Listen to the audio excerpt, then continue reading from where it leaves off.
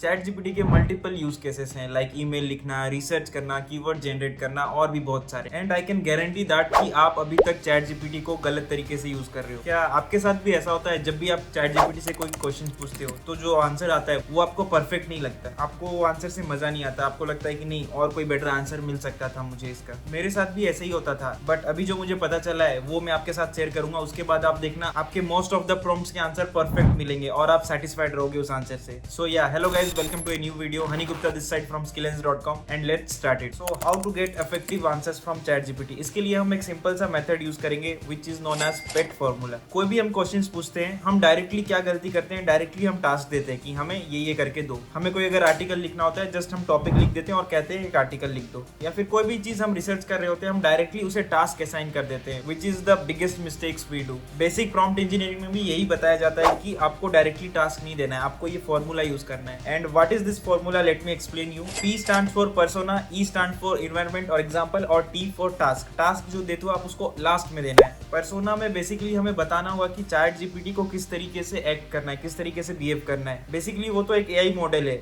आप जैसे उसको क्वेश्चंस दोगे तो वो अपने हिसाब से ही आंसर करेगा। बट क्वेश्चन करने से पहले अगर आप उसको पहले ही एक पर्सोना असाइन कर दो तो वो और बेटर रिजल्ट्स देगा आपको। एंड इन्वायरमेंट में आपको सिचुएशन एक्सप्लेन करना है कि व्हाट एग्जैक्टली द सिचुएशन, आपको एक एग्जांपल देना है कि ऐसा ऐसे चीजें हैं। एंड एट द एंड आपको टास्क असाइन करना है कि उसका रिजल्ट क्या होना चाहिए, आपको आउटपुट क्या चाहिए। दूसरा मेथड ये, अगर आपको ज्यादा पता नहीं सिचुएशन क्या है, एग्जैक्टली मेरे को क्या आउटपुट चाहिए, पर्सोना क्या असाइन करूं, तो उसके लिए और एक इजी मेथड मैं आपके साथ शेयर करना चाहता हूँ। यहाँ पे आपको कोई सा भी प्रॉम्प्ट देने से पहले ना इसी को ही पूछ लो कि तू ही भाई मुझे एक प्रॉम्प्ट दे दे, मुझे ये चीज चाहिए, इसके लिए मुझे एक प्रॉम्प्ट बना के दे दे। और वो प्रॉम्प्ट अगेन तुम्हें फिर से पेस्ट करके डालना है और पूछना है। Like you can see the example, act as a prompt engineer, you need to create a prompt that will generate an output at a professional level. Before sending the prompt, review it yourself and optimize it and make it highly detailed. और इसके बाद आप जो भी चीजें लिख रहे हो वो फिर से उस प्रॉम्प्ट को एनालाइज करके एक अच्छा प्रॉम्प्ट उसको रिडिजाइन करके आपको देगा। एंड ये प्रॉम्प्ट लिखने के बाद आप उसको टास्क दे सकते हो डायरेक्टली, या सिचुएशन जो भी थोड़ा बहुत तुम्हें डालना है, आप ज्यादा मेहनत नहीं करना चाहते डिटेल में पर्सोना वगैरह डालने का, तो आप बेसिक सा एक ओवरव्यू दे दो, फिर उसके बेसिस पे वो एक प्रॉम्प्ट दे देगा आपको। एंड मैं आपको एक एग्जांपल दिखाना चाहता हूँ लास्ट में। अगर हम जेनरिक प्रॉम्प्ट देते हैं तो हमें क्या आउटपुट मिलता है, और वही चीज को हम पेट फॉर्मूला के थ्रू हम एक आंसर लेने का ट्राई करते हैं। मैं यहाँ एक सिचुएशन लेना चाहता हूँ, उस एग्जांपल के बेसिस में समझाऊंगा। Suppose you are a ORM expert at Swiggy. ORM basically वो होते हैं ऑनलाइन रेपुटेशन मैनेज करते हैं, जो भी आपके सोशल प्रोफाइल्स में नेगेटिव कमेंट पॉजिटिव कमेंट्स आ रहे हैं वो चीज देखते हैं और उस अकॉर्डिंगली रेस्पॉन्ड करते हैं। एंड एक दिन आपका कंपटीटर विच इज जोमेटो कोई सोशल मीडिया का प्रोफाइल चेंज कर देता है हैक करके, एंड वापस कुछ घंटे के बाद सारा कुछ नॉर्मल हो जाता है। ये एक हाइपोथेटिकल एग्जांपल ले रहा हूँ मैं। एंड आपको भी कुछ ऐसा पोस्ट करना है कि ताकि वो